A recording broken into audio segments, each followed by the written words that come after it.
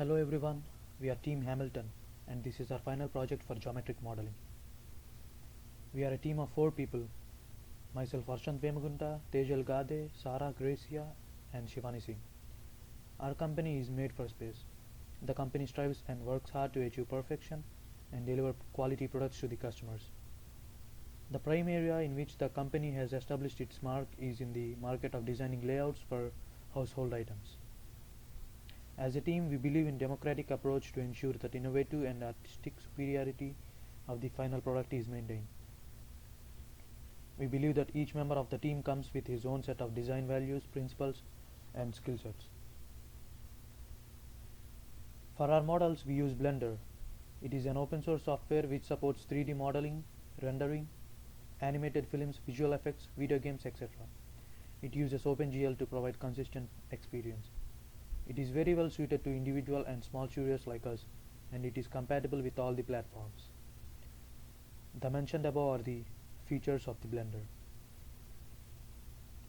So for our final project, first we created 2D signatures using NURBS curves. For creating the signatures, first we signed our signature on a paper and then we imported it in Blender. After importing the image, we added NURBS curve by pressing Shift+A. After adding our curve, we placed it on the image of our signature in a corner and started manipulating its handle so that our curve is exactly on the top of the signature in the image. By scaling, extrude and grab, we trace our full signature and get the final output. By following the above process, we created the signature for all the members of our team. First image shows the signature of Shivani, the second one shows the Tejal's signature.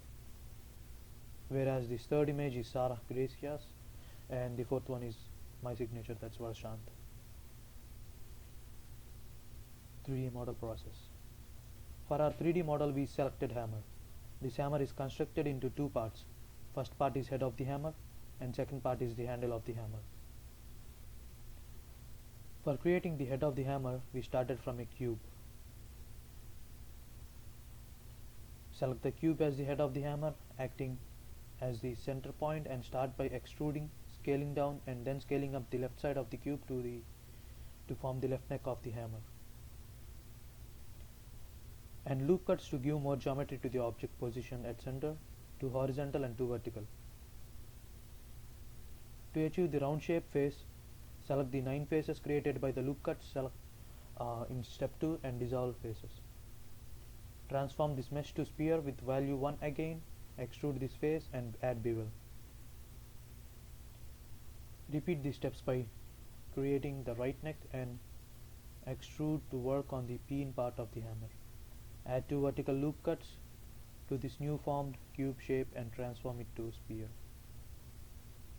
Flatten the leftmost 2 edges of the pin with a value of 0. Select them and move them to the right of 1 by 1. Finish the position of pin by selecting it and moving it closer up to the head.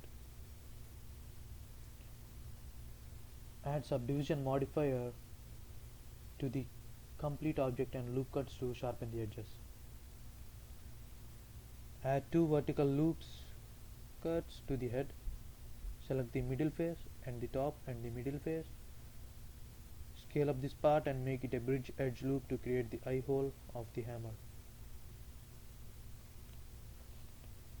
To create the base of the hammer, we added a cylinder in the hole of the head. Scale it up to 9 times on the z-axis. Add a subdivision surface modifier. To flatten out the ends of the cylinder, add 6 horizontal loop cuts and inset the ends. Scale the complete handle on the x-axis to give it an oval shape. Move the handle on the z-axis and drag it until the head of the hammer is aligned with the top of the handle. Scale down the top of the handle to fit in the eye hole of the head. Select the top loop cuts of the handle to reposition them and scale up and down to get the desired shape of the handle. After we are satisfied with our model, we will add material into our model. We will first select the head of the model and then go to the material option. After clicking on the add material, we will select our desired gray color and apply it on the head of the model. For the base again, we will first select the handle of the hammer and then click on the add modifier. After this we will select brown color and apply it on the handle.